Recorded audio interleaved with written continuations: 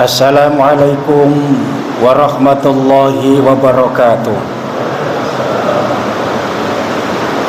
Alhamdulillahilladzi arsala rasulahu bil huda wa dinil haqq liyudhhirahu 'alad dini kulli wa kafa billahi syahida. Asyhadu an la ilaha illallah wahdahu la syarikalah wa asyhadu anna Muhammadan 'abduhu wa rasuluhu la nabiyya ba'da. Allahumma shalli wa sallim ala Sayyidina Muhammad ibn Abdullah wa ala alihi wa ashabihi wa man tabi'ahum bi ihsanin ila yaumil qiyamah, amma ba'du. Qala Allah ta'ala fi kitabil karim, a'udzu billahi minasyaitonir rajim, bismillahirrahmanirrahim. Ya ayyuhalladzina amanu kutiba 'alaikumus syiyam kama kutiba 'alal ladzina min qablikum la'allakum tattaqun. Faqala ayatan fayatul ukhra Syahrul Ramadan alladzi unzila fihi al-Qur'an hudan lin-nasi wa bayyinatin minal huda wal furqan. Shadaqallahul azim. Jamaah salat Isya dan salat tarawih Masjid Raya Bani Umar yang dirahmati Allah Subhanahu wa taala. Bulan Ramadan memiliki beberapa istilah yang kemudian kita fahami. Rasul menyebutkan bulan Ramadan itu adalah dengan istilah Syahrun Mubarak, bulan yang penuh keberkahan. Di sisi lain, Ramadan juga disebut dengan Syahrul Quran, bulan diturunkannya Al-Quran. Dan Ramadan juga sering disebut dengan Syahrul Rahmah, bulan dilimpahkannya kasih sayang Allah Subhanahu wa taala kepada hamba-hambanya. Jamaah sekalian, ketika Rasul menyampaikan qad ja'akum syahrul Ramadan syahrun mubarak, sungguh telah datang kepada Anda semua, kepada umatku, bulan Ramadan, bulan yang penuh berkah. Di antara sekian banyak keberkahannya adalah yang pertama, diturunkannya mukjizat Rasulullah Muhammad SAW terbesar, yaitu Al-Quranul Karim. Surat Al-Baqarah ayat 185 Allah menegaskan hal ini. A'udzu billahi minasyaitonir rajim. Bismillahirrahmanirrahim. Syahrul Ramadan alladzi unzila fihil Qur'an. Bulan Ramadan, bulan yang diturunkannya kitab suci Al-Qur'an. Untuk apa Allah turunkan Al-Qur'an itu? Allah jelaskan dalam kalimat lainnya, hudal linnasi wa bayyinati minal huda wal furqan. Ada 3 manfaat, ada 3 fungsi Allah turunkan Al-Quran itu. Yang pertama, sebagai hudal linnas, petunjuk bagi segenap manusia. Yang kedua, wal furqan, wa bayyinatin minal huda, sebagai penjelas dari petunjuk itu. Dan yang ketiga, wal furqan, sebagai pembeda antara yang hak dengan yang batil. Jamaah sekalian, Al-Quran dijadikan sebagai pedoman, sebagai petunjuk, sebagai guidance, sebagai way of life, pedoman dalam kehidupan ini. Kemana kita mengarah, bagaimana kita melangkah, dan apa tujuan yang ingin kita raih, Al-Quranlah jawabannya. Saya sering menganalogikan ibarat suatu produk otomotif, baik mobil ataupun motor, ketika pabrik mengeluarkan produk tersebut, biasanya pabrik menyertakan buku petunjuk penggunaan produk tersebut. Maka siapapun yang menggunakan produk tersebut dengan mengikuti buku petunjuk yang dikeluarkan oleh pabrik yang mengeluarkan produk itu, insya Allah mobil, motor yang kita gunakan sesuai dengan buku petunjuknya, awet dipakainya dan nyaman. Kenapa? Sesuai dengan petunjuk sang pembuat. Yang membuat manusia, yang menciptakan manusia adalah Allah. Maka Allah paling tahu tentang manusia, seperti apa karakteristik dasar manusia, di mana kekuatan dan kelemahan manusia, bagaimana manusia harus bergerak, berinteraksi, berkomunikasi. Allah Maha tahu tentang itu. Pun Allah juga yang menciptakan alam semesta ini, di mana kita tinggal, bagaimana kita hidup, bagaimana kita mengeksploitasi, memelihara alam semesta ini. Allah paling tahu tentang itu. Nah, maka supaya kita hidup di alam dunia ini, di alam semesta ini bahagia, baik, damai, sentosa, ikuti buku petunjuk itu. Buku petunjuk itu namanya Al-Quran, yang diturunkan pada bulan yang penuh berkah, bulan Ramadan. Syahrul Ramadan allazi unzila fihil Quran.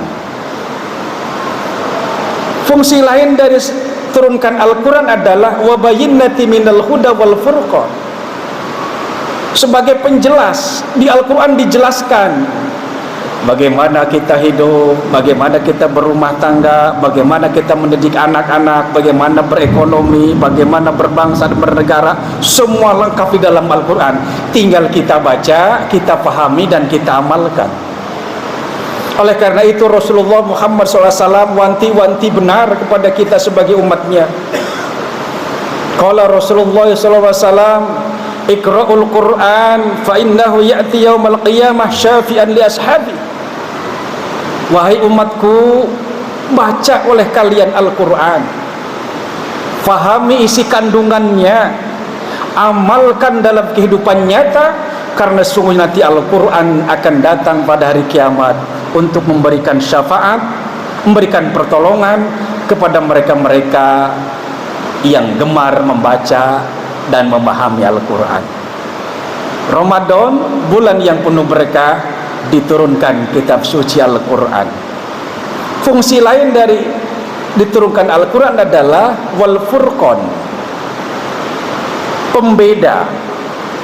Jadi Al-Quran diturunkan dalam kehidupan manusia ini untuk membedakan mana yang baik, mana yang buruk, mana yang benar, mana yang salah. Al-Quran, mana hak, mana yang batil. Jadi benar kata Al-Quran, benar pula harus kita katakan. Salah kata Al-Quran, salah juga harus kita katakan. Jangan dibalik. Al-Quran katakan benar, kita katakan salah. Al-Quran katakan haram, kita katakan halal. Itu kebalik namanya. Dan tentu Allah paling tahu bagaimana menghukum orang-orang yang memutarbalikan Al-Quran. Jamaah sekalian, itulah salah satu dari sekian banyak Al-Quran. Ramadan disebut dengan Syahrun Mubarak. Yang kedua, selain bulan Al-Quran, keistimewaan atau keberkahan bulan Ramadan adalah dihapusnya dosa-dosa hamba-hamba Allah yang beribadah di bulan Ramadan. Jamaah sekalian, sadar atau tidak, ingat ataupun lupa, disengaja ataupun tidak, kita semua pernah melakukan kesalahan. Pernah kita berbuat dosa.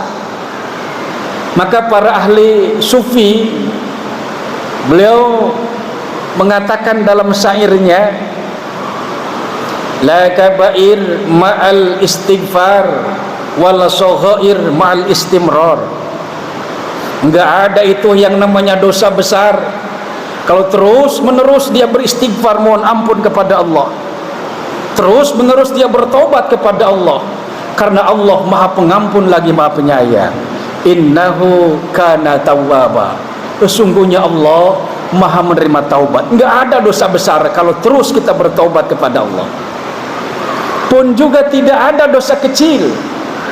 La saghair ma'al istimrar, tidak ada dosa kecil kalau terus menerus dilakukan. Bertobat tidak mau, beribadah enggak mau, tapi dosa terus dilakukan walaupun mungkin kecil, lama-lama jadi besar. Jadi intinya, mari kita hapus dosa-dosa besar dan dosa-dosa kecil kita yang selama ini mungkin pernah kita lakukan dengan melaksanakan amaliyah ibadah Ramadan. Salah satu amaliyahnya adalah puasa. Rasul tegaskan dalam sabdanya, man shoma ramadhana imanan wahtisaban ghufira lahu ma taqaddama min dzambi. Siapa yang beribadah puasa Ramadan dengan landasan iman dan mengharap ridho Allah, ghufira lahu ma taqaddama min dzambi, maka Allah hapus seluruh dosa-dosanya, baik dosa besar ataupun dosa kecil, baik yang disengaja ataupun yang tidak sengaja. Sehingga dalam sabdanya yang lain Rasul katakan, kharajat minhu, maka keluar dari bulan Ramadan orang tersebut kayaumi waladatu ummu, seperti bayi yang baru lahir dari kandungan ibunya. Orang-orang yang ibadah Ramadan diumpamakan oleh Allah dosanya seperti bayi yang baru lahir. Pertanyaannya, seperti apa ya Rasul dosa bayi yang baru lahir itu? Rasul jawab dengan tegas dalam sabdanya, kullu mauludin yuladu 'alal fitrah, semua bayi yang lahir dalam keadaan suci, dalam keadaan bersih, zero, nol, tidak punya dosa sedikit pun. Syaratnya tadi, man shoma ramadhana imanan wahtisaban. Keberkahan lain dari Ramadan selain bulan Al-Quran dan bulan dihapusnya dosa, Ramadan juga ada malam yang kalau kita beribadah pada malam itu, maka nilai pahala ibadah kita melebihi 1000 bulan. Surat Al-Qadar Allah jelaskan, inna anzalnahu fi lailatul qadr wa ma adraka ma lailatul qadr, lailatul qadri khairum min alfi syahrin. Sesungguhnya pada bulan Ramadan itu ada malam Lailatul Qadar, diturunkan kitab suci Al-Quran. Tahukah kalian Lailatul Qadar? Allah jelaskan, Lailatul Qadar itu adalah malam yang lebih baik daripada 1000 bulan, lebih baik. Dalam sabdanya Rasul pun katakan, fihi lailatun khairum min alfi syahrin. Di dalam bulan Ramadan itu ada satu malam yang apabila kita beribadah, maka nilai pahala ibadah kita melebihi 1000 bulan. Ibadahnya hanya satu malam, tapi nilai pahalanya melebihi 1000 bulan. Itulah keberkahan Ramadan. Dan Lailatul Qadar itu hanya ada pada bulan Ramadan. Bisa jadi umur kita rata-rata 60 sampai 70 rata-rata. Tapi nilai ibadah kita bisa dinilai oleh Allah melebihi usia umat-umat terdahulu, bisa ribuan tahun. Contoh misal, ini hitung-hitungan matematik. Jika ada seorang bapak atau seorang ibu usia sudah 70 tahun, ketika ditanya bapak ibu, kira-kira selama 70 tahun ini berapa kali bapak ibu tidak pernah meninggalkan qiyamul Ramadan, terutama 10 hari terakhir? Mereka hitung-hitung kira-kira 20 kali pak. 20 kali? Iya.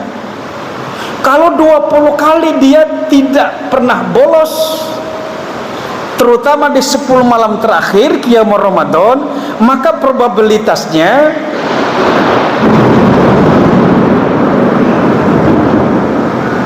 Bapak Ibu ini meraih Lailatul Qadar 20 kali. 20 kali. Kalau 20 kali dikali 1000 lebih, itu artikan 20.000 bulan lebih bernilai pahala semuanya. 20.000 bulan lebih dibagi 12, karena setahun kan 12 bulan, itu totalnya kira-kira 1600 tahun, dan itu dinilai ibadah semuanya. Dan itu hanya diberikan kepada umat Rasulullah Muhammad SAW, kepada umat lain tidak.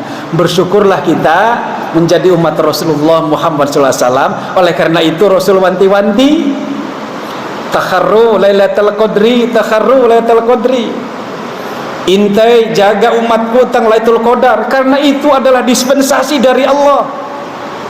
Jangan sampai lewat begitu saja. Manfaatkan bulan Ramadan ini sebaik-baiknya. Terakhir, Ramadan disebut bulan berkah. Salah satu dari sekian banyak keberkahannya adalah dikabulkannya segala doa. Mari kita lihat ayat yang menjadi dasar atau dalil tentang ibadah puasa Ramadan. Itu kan hanya 4 ayat dalam Al-Quran. 1 Al-Baqarah 183, 184, 185, loncat 187. 4 ayat. 186-nya bukan berbicara tentang ibadah puasa, tapi khusus berbicara tentang doa. Pertanyaannya adalah, ada apa Allah sisipkan ayat doa di antara ayat-ayat puasa Ramadan? Rupa jawabannya adalah, doa orang yang berpuasa di bulan Ramadan amat sangat mustajabah. Allah kabulkan. A'udzubillahi minasyaitonir rajim. Wa idza salaka ibadi anni fa inni qarib. Apabila hambaku bertanya kepadamu Muhammad tentang aku, maka jawablah, aku ini sangat dekat dengan hamba-hambaku. Ujibu da'watad da'i, aku akan mengabulkan setiap doa dari hamba-hambaku. Idza da'ani, kalau hamba-hambaku itu berdoa kepadaku. Ini janji Allah, dan Allah tidak mungkin mengingkari janji. Innahu la yukhliful mi'ad, innaka la tukhliful mi'ad. Sungguhnya engkau ya Allah tidak pernah akan mengingkari janji. Janjimu orang yang berpuasa di bulan Ramadan kemudian berdoa, dikabul doanya. Ya, tapi ada syaratnya, kata Allah, fal yastajibuli wal yu'minu bi. Jawab dulu apa yang aku tugaskan. Tugasnya apa di bulan Ramadan? Puasa Ramadan. Tugasnya apa di bulan Ramadan? Qiyamul Ramadan. Tugasnya apa di bulan Ramadan? I'tikaf. Tugasnya apa di bulan Ramadan? Tadarus, zakatul fitri, infak, sedekah, dan seterusnya. Intinya, apapun amal-amal ibadah yang kita lakukan di bulan Ramadan, itulah yang akan menghantarkan doa kita dikabul. Cuma satu ingin saya sampaikan, kalau berdoa enggak perlu pakai logika, enggak perlu pakai rasio. Kadang-kadang membuat rasio ini jadi ragu, karena doa itu kadang-kadang irasional. Kita ambil contoh di Al-Quran. Nabiullah Zakaria itu kan usianya sudah amat sangat sepuh, yang menurut ilmu kedokteran, ilmu kebidanan, tidak mungkin dia bisa, istrinya bisa hamil. Istrinya pun Hana sudah sepuh dan juga mandul. Orang yang sudah sepuh juga mandul, menurut ilmu kedokteran, ilmu kandungan, tidak mungkin dia punya anak. Tapi jika Allah menghendaki, tidak ada yang tidak mungkin. Innama amruhu idza arada syai'an ayyaqula lahu kun fayakun.